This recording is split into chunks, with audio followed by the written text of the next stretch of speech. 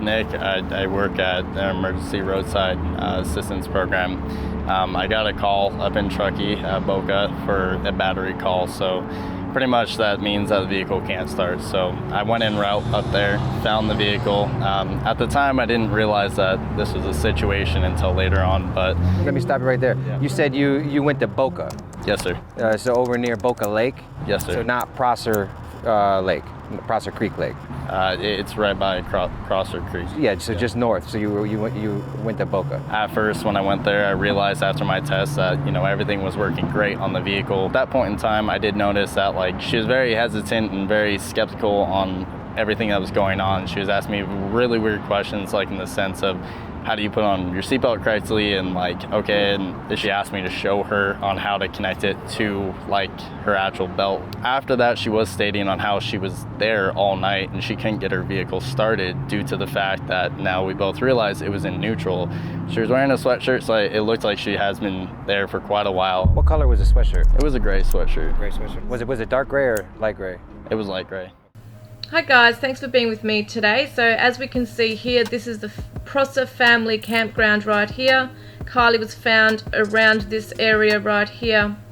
Now to come out from the party, we're going to be going down this dirt road here and coming out onto the 89 highway or freeway there. And it comes down here, there's a roundabout here, and I'm assuming that they went up the back road, okay, Prosser Dam Road here, the back way to Boca perhaps. There's less chance of being pulled over by police over this side. It's away from the township and the houses and CCTV and all those things, so it's the back way to Boca, going over the Boca Dam. Here's his Boca Reservoir, and coming up here to wherever they might have been around this area perhaps, or anywhere in the middle of the night. They could have been anywhere around this area, but they were found at Boca Rest Campground, and they could have been anywhere in this area. Now the next day, Saturday, 6th of August, the tow truck driver that we just saw was called to this area, Boca Rest Campground. Okay, so he says that a car fitting Kiely's description, and he doesn't actually say that, but that's what this interview alludes to, is that her car and he claims to have seen her and her car with a male at this place right here. Now he was called out, as we saw, because her battery was flat, and there's many things to think about with that. Why would the car go flat? Who was there? Why was her vehicle there? Where was she? Okay, so firstly, I think there's two scenarios here. There's there could be a few scenarios, but the first one I'm thinking is that somebody may have wanted to take Kiely out of here to go party further on over here. Okay, they might have wanted to keep partying and there was another area to go to. It could have been a sketchy person, whether it be, as some people think, her boyfriend or a stranger that was waiting for her in the parking lot, that took her and her car away from Prosser and was, intending to come up near Boca somewhere to maybe do something to her, party with her, whatever it might be. There might have been more than one person that went with her in her vehicle. Okay. The other scenario is that something happened to Kiely at this party, okay, or at the campgrounds after the party, who knows, but there's speculation that something happened to her and that she's either injured or deceased and been taken out of the area with her vehicle. Now what interests me is that, why is the battery dead in the car? And why did the guy say that the girl had told him she was up all night? She said that she was up all night. So this is somebody who's partying into the early hours of the morning. If it was Kiely that died in the middle, early hours of the morning, did the other people stay up all night trying to work out what to do with her and her vehicle? I'm thinking that for a battery to die, the lights were either left on, and perhaps if they were still partying, maybe they were listening to music from her radio and sitting around drinking and drugging, who knows. But it's very strange that it would be Kiely that was seen at the vehicle, because she was meant to meet her friends and her mum, I'm pretty sure, at 9 a.m. the next day, or that day, Saturday. And when she didn't arrive there, they would have gone out searching for her, you would think. I'm pretty sure they did. Her mother might have been trying to call her friends, and realised that her phone was dead. Now, what interests me is that the tow truck driver said that the girl that was at the vehicle had actually stated to him that she had been up all night and that her phone had died and she had to use the guy's phone. So, this is either a setup of a perpetrator making it look like it's Kiely, or maybe, if people are up all night and don't have a charger for whatever reason, their phone will die. I've been out in my time, going out overnight drinking in my younger years, and I used to have a dead phone by the end of the morning. So it's not unusual for anyone else's phone to be dead, but it's interesting because her phone was dead, and she's saying she had to use the guy's phone. Now, I just find that interesting that she even had to state that. But people just talk. They might be awkward in a situation and just say anything at the time. Maybe she was saying, my phone's died, I had to use his phone. I still find that very strange though. And who's the guy? People are speculating, okay, that the description is Jagger, her ex-boyfriend. But, what was his motive if he was there? Would he have come from, 4 hours away, like he said he was 4 hours away? Was he really? And did he turn up in the middle of the night to surprise her? Did he get upset after seeing something? There's so much like what if this, what if that. It could be anyone else. There's many people that look like Jagger of his age group. In his age group, there's many guys that have brown, longish, shaggy kind of hair hanging out from a cap. There's many people that wear black San Francisco caps that are thinly built. So it could be a coincidence. It may not be him. But it could also be him. Seeing as Jared from AWP said that it was a positive match, it kind of alluded to someone who we have seen in the media, which is her ex-boyfriend. So if it was him, why was he there? Was he upset because, being an ex?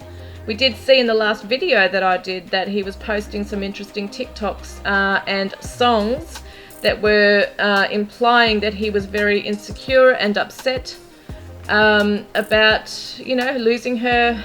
And he was, some songs were showing that he was pissed off and kind of, in a dark mood. But that could be anything. Lots of teenagers feel that, especially after a breakup. They're not happy. Doesn't mean they're going to go and, hurt somebody. And this could have been an accident. Whatever happened to Kiely, she could have OD'd. There could have been that she was hit by a vehicle or fell down and hurt herself or got into a fight by somebody and it wasn't intentional. But then there's the other thing to look at. If somebody with bad intentions did leave with her from the party and went to Boca, and could have been doing something to her in her vehicle, even at Prosser, because I think one of the girls who last saw her, her name was Elsa, had actually stated that she said goodbye to Kiely and saw her walking down towards her car at the party campgrounds, there from the party. And she said she didn't see headlights come on for a while, that was driving down from Kiely's car. She didn't see headlights. So I'm thinking, did somebody meet her in the car park and get in her car with her? Were they doing something to her in the car? Or was somebody just talking to her that she knows, and had hopped in the car with her and then they've gone off somewhere? Or did something happen to her in the car in the dark and then someone's drove out with her? It's all very, very, very sus about what's happened from that parking area to Boca. Now, it's interesting because I was actually drawn to Boca. And I've always felt that foul play had happened. That's always something I've always thought from day one. My initial impression has always been, and it could be wrong, that there was an older guy who took Kiely out of there with bad intentions. That's just something I've thought. It's a theory. It could be a theory among many other theories.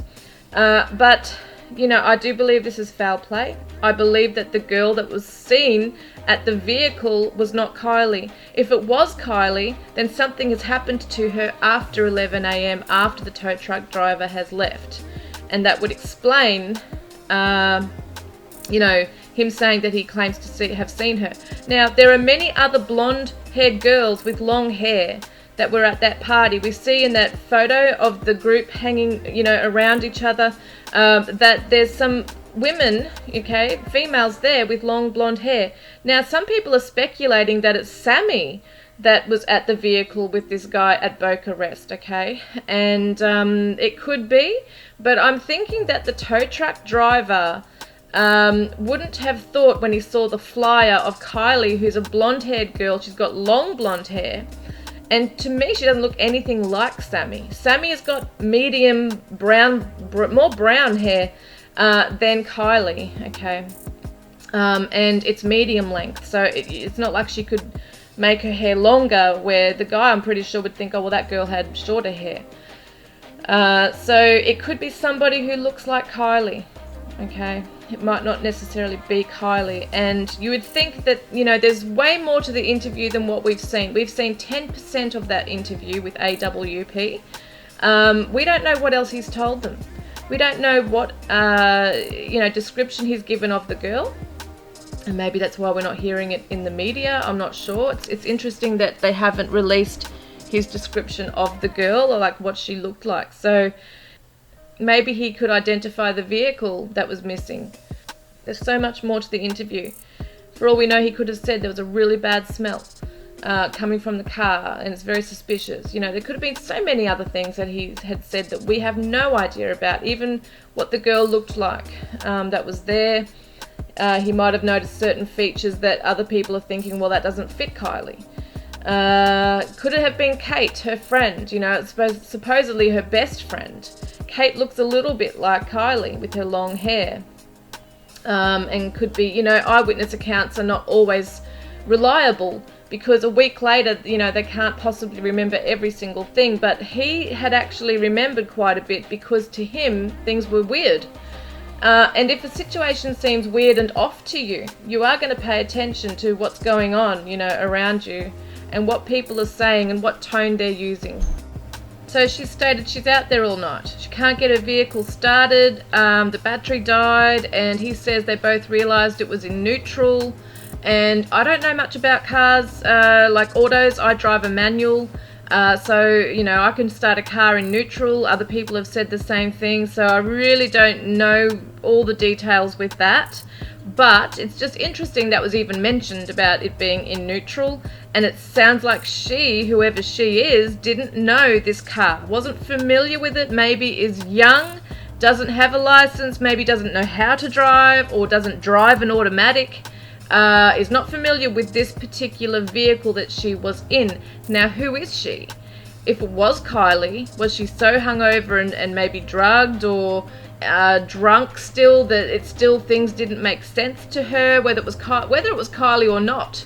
Was that the case, that this person was just so inebriated that they had no idea what they were doing? I'm sure he would have seen it that way. He did say that he said that they looked hungover, or that they had a really crazy night, and that she was really distressed. It could be that. Sometimes, if we're stressed, we don't really think clearly, but I mean, that's a pretty extreme thing of not knowing how to get a vehicle started. So I just find it interesting also that he's not mentioning anything that the guy has said. So that could be more into the interview. This is 10% of the interview. There's 90% of the interview that hasn't even been spoken about. I mean, we don't know if the guy said anything, but in this particular interview, he's saying what the girl is saying. She's saying to him, I stayed up all night, my phone's gone dead, and I had to call on his phone. And so, yes, it's interesting stuff here. And also, regarding the grey hoodie that he said he saw her in, he said it was a light grey sweater. He didn't say hoodie, he said sweater. So I noticed in that party photo, there's a couple of females. If you look really closely in on one of the females there, she looks to be wearing a dark jumper, a sweater, and the other girl is wearing what looks to be a grey hoodie. Yeah, they're wearing what looks to be like a dark grey sweater. So he's saying light grey. So if we could find any photos of the party with any females with blonde hair with a grey sweater, and any guys that fit that description wearing a white bro tank, that would be amazing. I mean, it's very hard because there's not really that many photos of that night. And I know people are speculating like mad and saying, well, was there even a party, because there's nothing to show for it, which is, yeah, very unusual for that many people to not upload photos, especially live videos, you know, taking photos of everything these days in this day and age. Everyone's taking photos of absolutely everything.